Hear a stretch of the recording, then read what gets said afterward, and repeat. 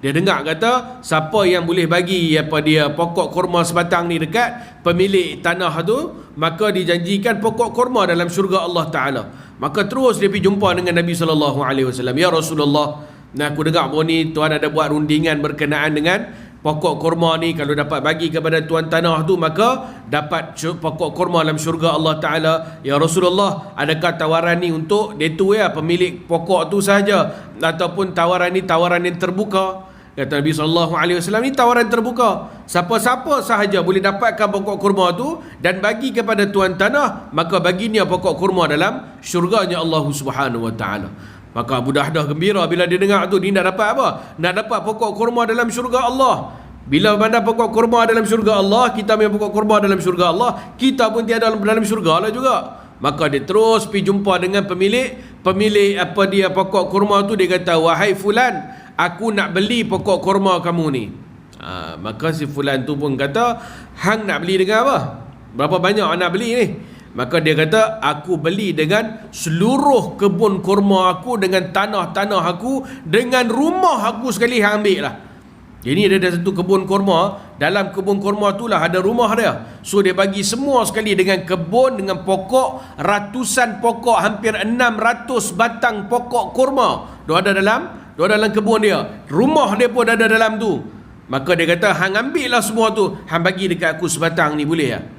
Yang si John ni, dia kurma dalam syurga pun tak nampak, dia tak mau. Kurma ni dia nampak dengan besar. Ini kalau okey lah, ini kalau cantik lah, clear. Dapat apa? Dapat pokok, dapat tanah sekali dengan rumah kawan tu pun dia dapat. Okey, aku setuju. Dia kata, aku jual benda ni kepada kamu dengan gantinya apa dia? Kamu punya kebun kurma dengan rumah-rumah kamu sekali kamu bagi kepada aku. Okeylah. Dia ni pun seronok. Balik lari kepada Nabi SAW.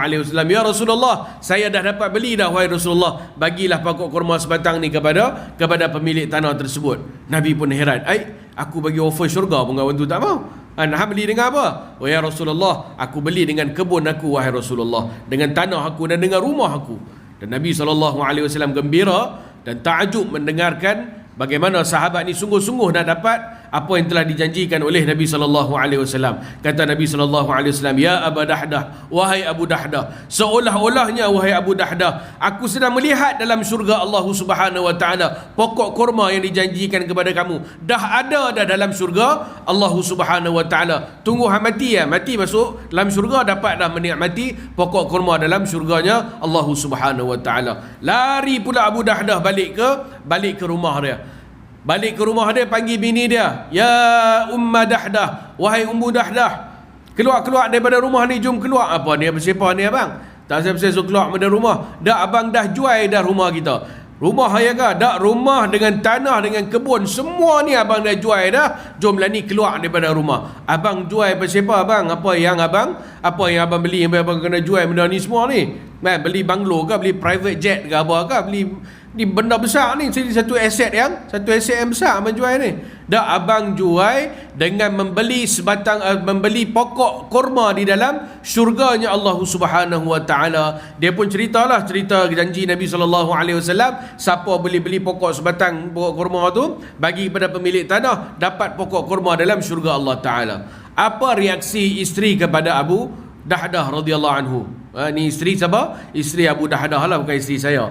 Isteri kita lu mampu kita balik keluar rumah, abang dah jual dah rumah. Dapat apa abang? Pokok kurma dalam syurga abang. Syurga mah tak apa, malam ni kita nak tidur mana abang? Ini kan bini kita lah.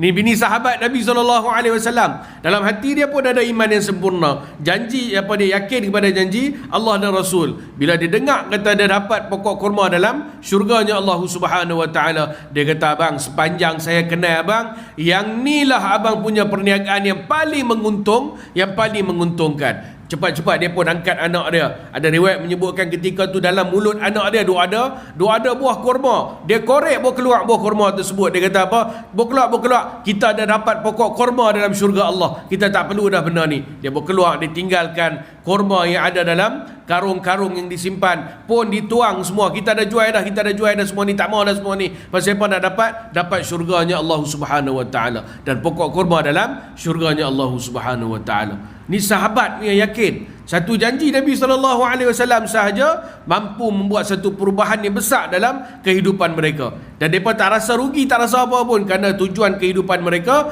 nak dapat redha Allah dan Rasul.